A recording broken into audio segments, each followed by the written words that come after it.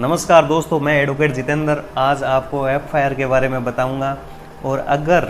आप एफआईआर दर्ज करवाने संबंधित थाने में, अपने क्षेत्र के थाने में जाते हो और पुलिस अधिकारी एफआईआर लिखने से इनकार कर देता है तो उसके लिए क्या उपाय है, इसके बारे में भी बताऊंगा। तो सबसे पहले ये जानते हैं दोस्तों, एफआईआर क्या होती है। देखो दोस्तों, एफआईआर होती है प्रथम सूचना रिपोर्ट, यानी प्रथम बार अपराध के घटित होते ही अपन जो परिवार जो की शिकायत लिख के थाने में लेके जाते हैं, वो प्रथम सूचना, अपराध के बारे में प्रथम सूचना देना, वो ही एफआईआर होती है। फर्स्ट इंफॉर्मेशन रिपोर्ट भी बोलते हैं उसको, और प्रथम सूचना रिपोर्ट भी बोलते हैं। दोस्तों, अगर जैसे पीड़ित कोई व्यक्ति है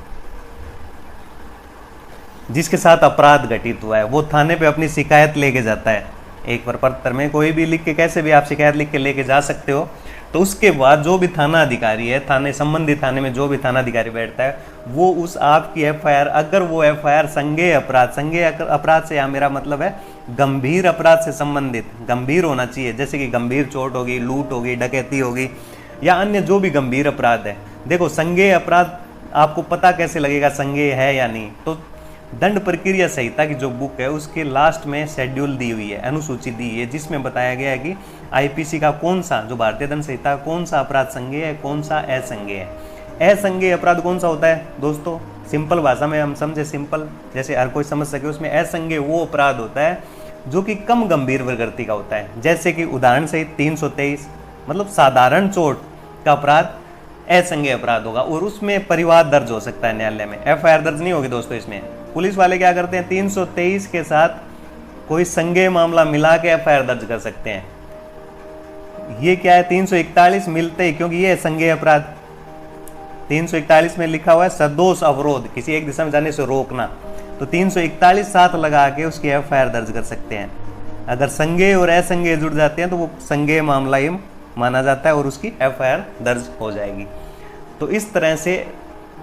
जो भी संज्ञेय मामला है, यानी कि गंभीर मामला है, उसकी एफआईआर दर्ज करने के लिए जो भी संबंधित पुलिस थाना है वो बाध्य है दोस्तों। सुप्रीम कोर्ट ने भी, माननीय उच्चतम न्यायालय ने भी ललिता कुमारी वर्सेस स्टेट ऑफ यूपी में ये स्पष्ट रूप से कह दिया कि कोई भी संज्ञेय मामला है उसमें एफआईआर लिखनी पड़ेगी। अगर पुलिस अधिकारी लिखने से इनकार करता है तो पुलिस अधिकारी के विरुद्ध कार्रवाई हो सकती है। उसके लिए भी भारतीय दंड संहिता में सेक्शन 166A आप पढ़ सकते हो, पुलिस अधिकारी के खिलाफ कार्रवाई हो सकती है। लेकिन दोस्तों, इसके लिए और भी उपचार है। जैसे हम उपचार देखें तो, अगर आप थाने में जाते हो, थाने में जाने के बाद पुलिस अधिकारी ने आपकी एफआईआर लेने से मना कर दिया, या लिखने से मना कर दिया, या आपको किसी और बहाने से टाल दिया कि ठीक है हमने ले लिया, आपकी जाइए, हम जांच करेंगे, फिर आपकी एफआईआर लिखेंगे, तो उसके बाद आप क्या करोगे, डाक के माध्यम से, रजिस्टर्ड डाक के माध्यम से आप एसपी को, संबंधित क्षेत्र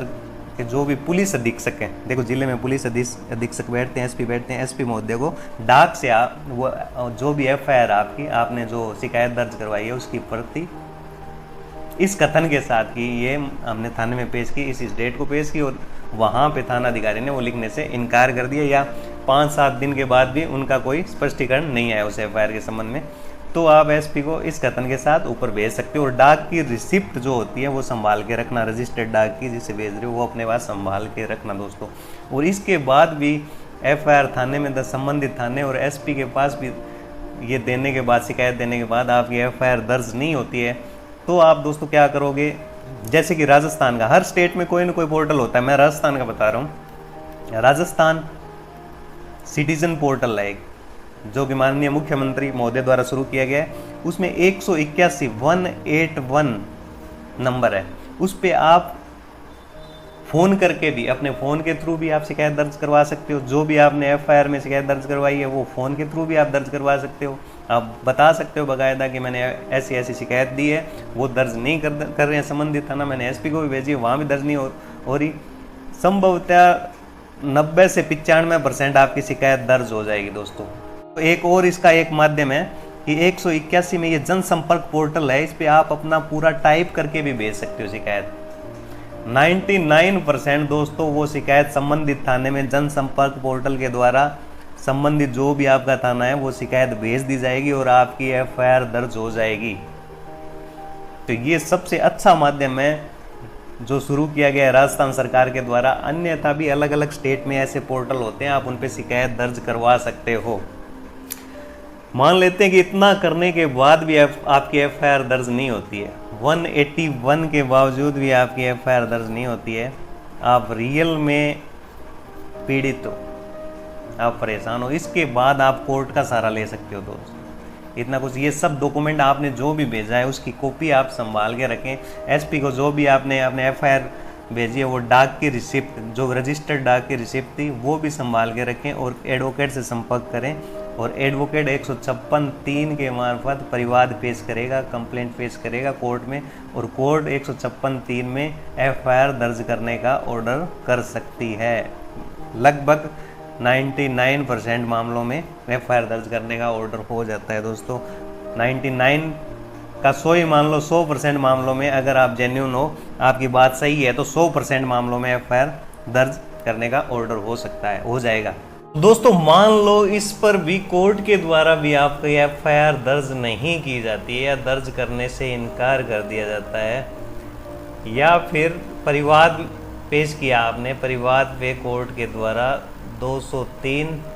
सीआरपीसी के तहत आपकी एफआईआर खारिज कर दी जाती है, तो इस पर आप सेशन न्यायालय के समक्ष, सेशन कोर्ट के समक्ष आप आवेदन कर सकते हो। सेशन कोर्ट में पुनरीक्षण हो सकता है दोस्तों।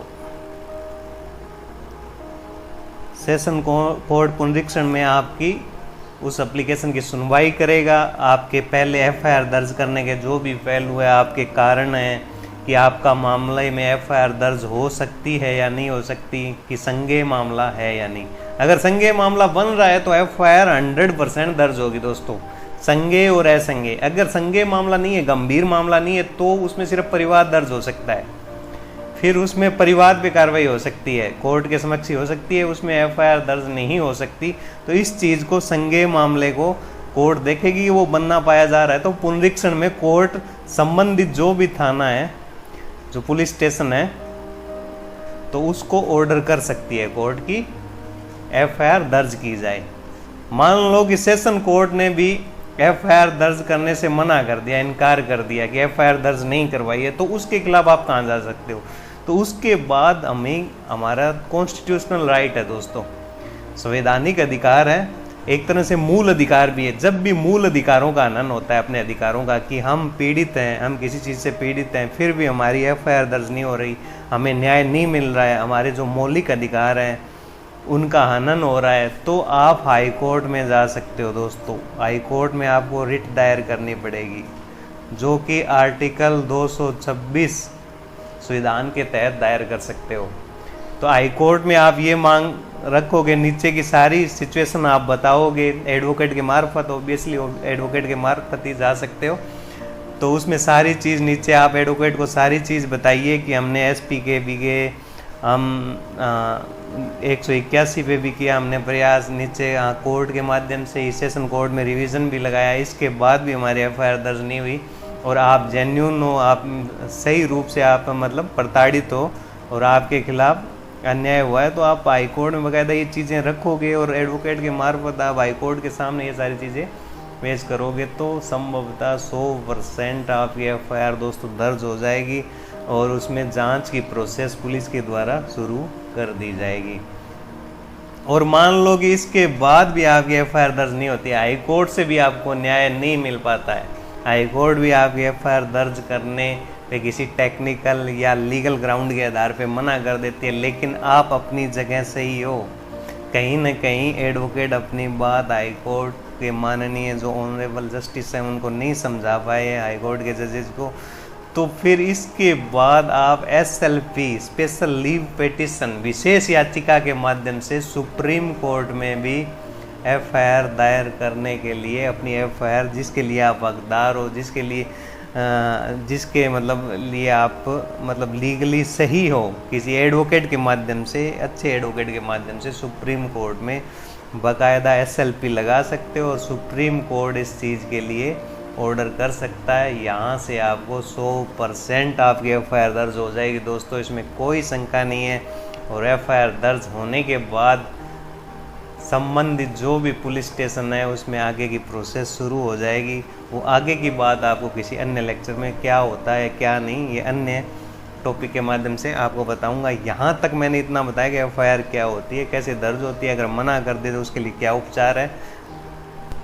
इसके साथ भी आप संबंधित जो भी पुलिस अधिकारी हैं, थाने के संबंधित अधिकारी हैं, उनके खिलाफ कंटेम्प्ट की कार्रवाई भी, अवमानना की कार्रवाई, क्योंकि